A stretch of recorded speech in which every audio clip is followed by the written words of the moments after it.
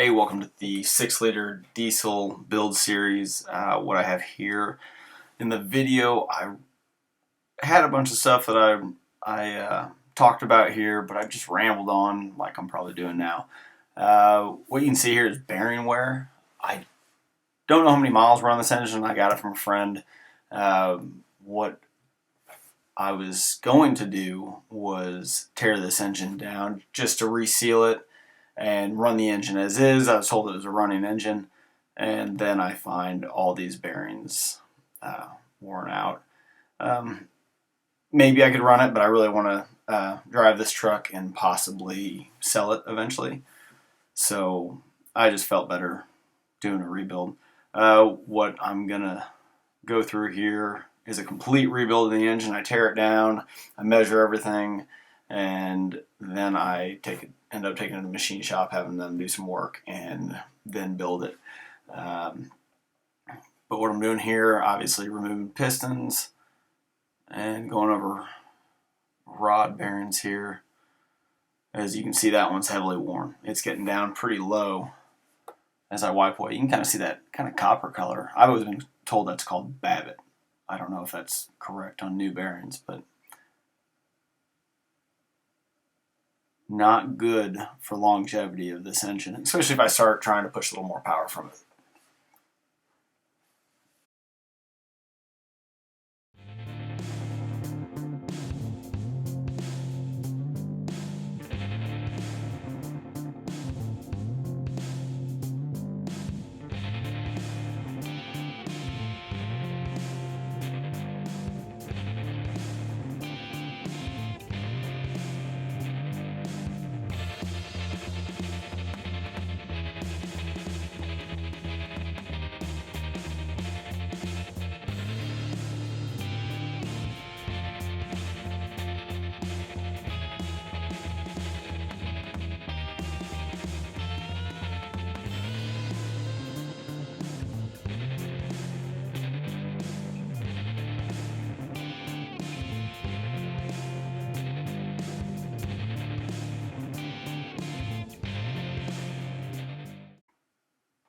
You can see here I'm getting ready to pull the crank off, and there is a plate that goes on the back of the crankshaft that is actually like a sandwich there. You can see in my hands. That goes between the crankshaft and the flex plate. Do not lose that. That thing, you won't be able to bolt the flex plate or flywheel up to the crankshaft. Also, there's a piece bolted to the back of the crankshaft. Do not remove those bolts. If you remove that, it's kind of what the rear main seal rides on. If you unbolt that, it throws off the balance of the drive shaft, and you'll have to have it rebalanced. You can see here I'm finding more heavy bearing wear. This might have been caused just from high mileage, but well, it's probably just high mileage. Probably not getting oil changes quite like it should. That are really not using the right oil. But it's hard to say, because most of the time you find lack of maintenance. You find a lot of damage to the camshaft or lifters. And the lifters that came out of this engine were great. I didn't see any. I mean, you can see like the cam looks great. I mean, it's got some wear on it, but I mean, it's just, to me, like a heat pattern there. And all of them kind of have that.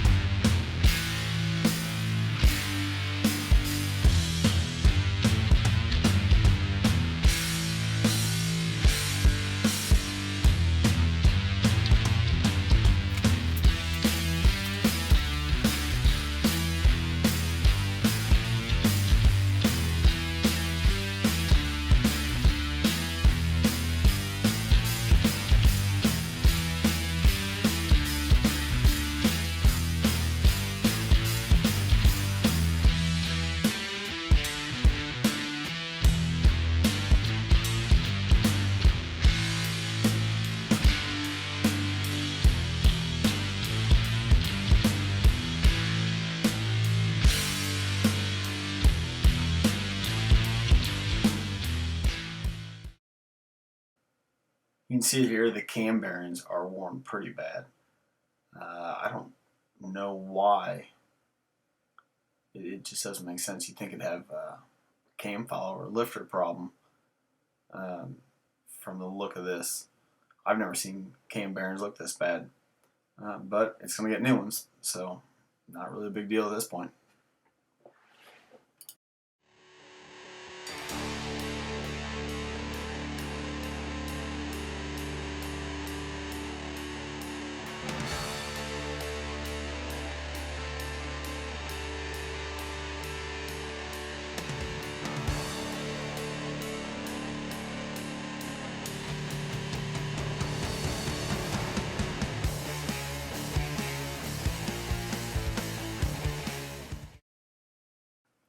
Okay, I just got done removing the piston cooling jets. Now I'm going to remove the cam bearings using a Lyle cam bearing removal or installation removal tool. Works really slick. You can see I'm spreading the that base there. It's got 4 different wedges with a piece of rubber around it, you'll see here. And it spreads out, squeezes the bearing from the inside, and then it's got a lip on the back side of the driver, and you hit it with a hammer and drive the bearing out. Works awesome. If you're only going to rebuild one engine, it's probably not worth buying, but I've rebuilt several engines and plan to do many more, so I figured might as well buy it.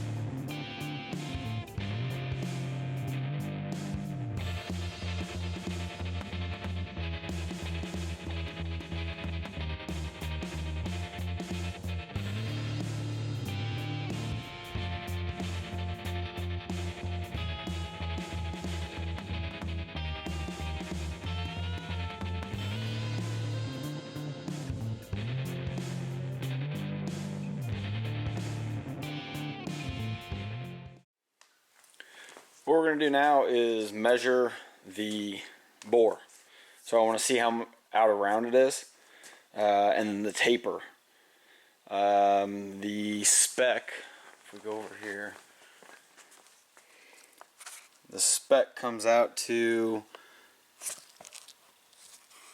cylinder bore diameter 3.7401 to 3.7402.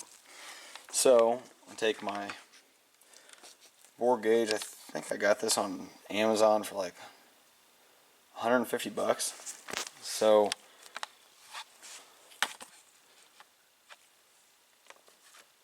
I set the dial indicator for 3.74. I calibrated it to 0, which is a little hard to do right now with camera. So then the maximum outer round here is, what would that be, 2 thousandths of an inch.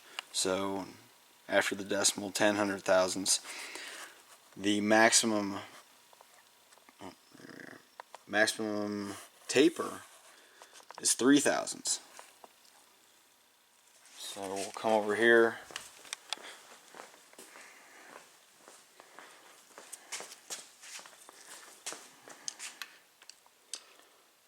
Put that in there. Boy, this is hard. We'll make sure that we're towards the top of the cylinder.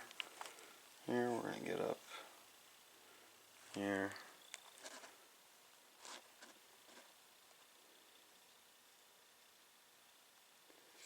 And from, so the side that, no, left to right or back to front of the cylinder measures good. Now we're going to go further down towards the bottom. You want to look where the piston, you can see the line down there, or it's there on past the piston, the travel of it, so come up above it.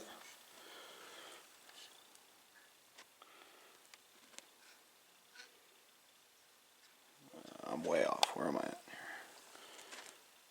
Okay, here we are.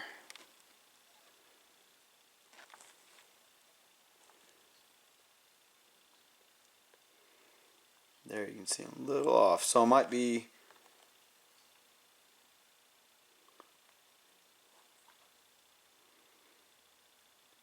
maybe half of a thousandth of an inch. And then if we go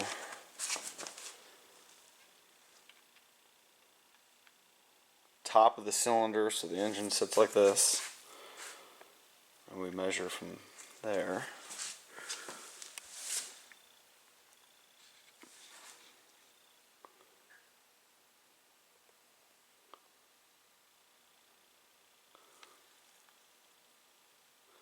There you can see a little bit, but we're actually under a thousandth of an inch where it doesn't travel. So we're still within spec, and we'll go further down.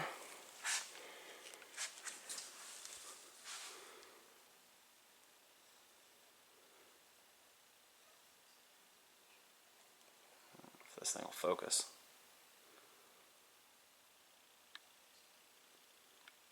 We're about half of a thousandth of an inch. So that's within spec. That is number 2. And we'll quickly go through the rest of these.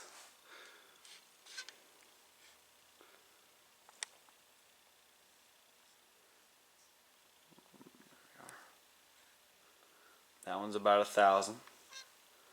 So we're good there. Then we'll go further down.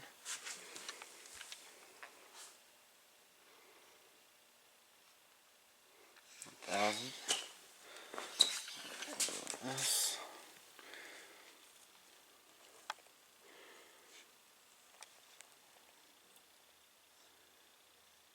That one's dead on.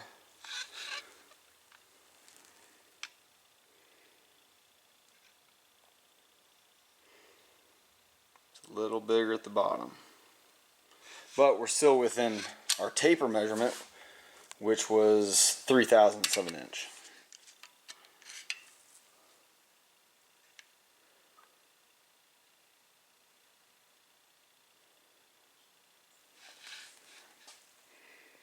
we're measuring this way.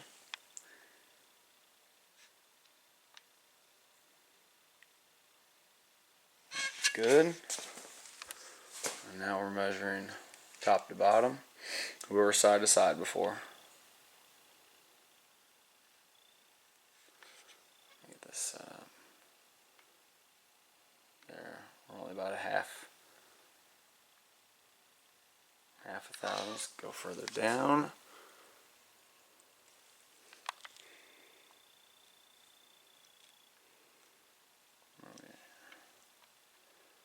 Yeah, we're about a thousandths there. So we're within spec. Check this one.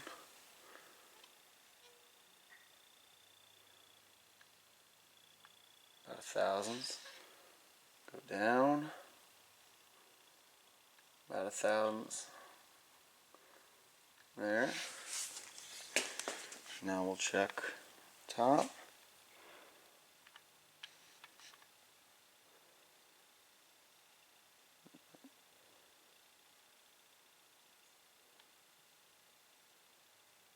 That's measuring good. Dead on. A little off at the bottom, but that's okay. So about half a thousandths there. So what we're getting when the piston travels up and down in the cylinder, from the compression, the piston will rock side to side and will wear on the bottom and the top, but rarely will it wear the sides of the piston or of the cylinder wall. So if you look down in here, we can still see a lot of cross hatching, but you can see a little spot down here. That's most likely a little bit of wear in the cylinder. Let me get a flashlight.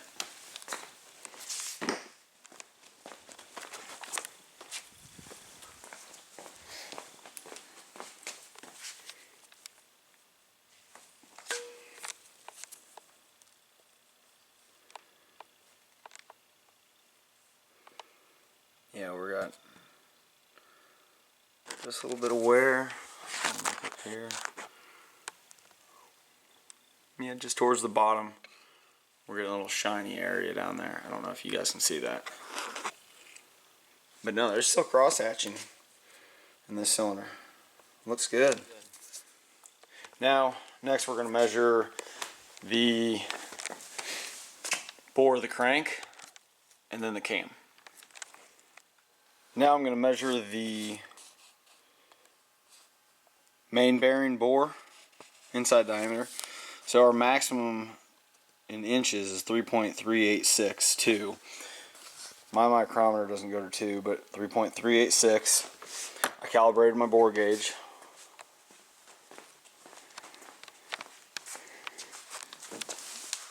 Put it in here. You can see it. So we'd actually want it tighter than this. There's a minimum spec, but we're actually going over. So my mains are actually, if I can get it good without a glare, damn. You can see they're way out.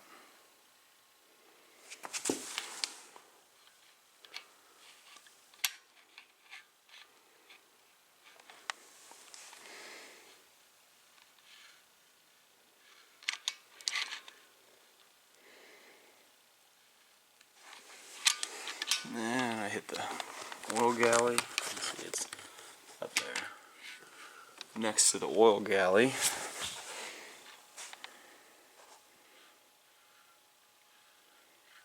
That's not bad. That's within spec. Now I need to find out.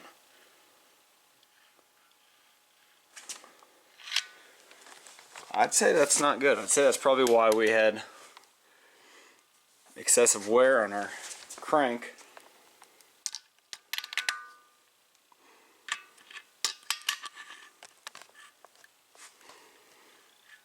Yeah, that one's off too.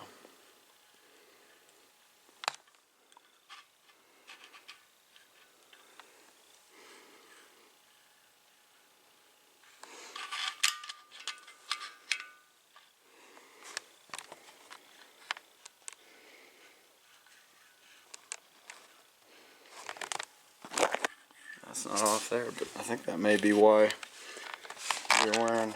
Oh, fell off.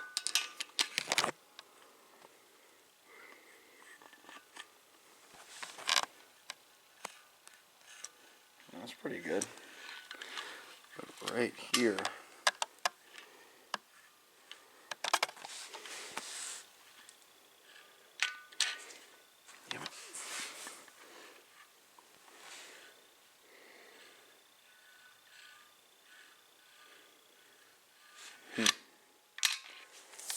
See if we can get to the back one.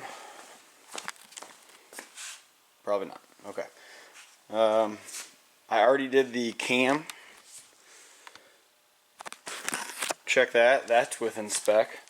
So I actually contacted the machine shop. I'm probably going to be dropping this off here in a day or so. Have them double check it. And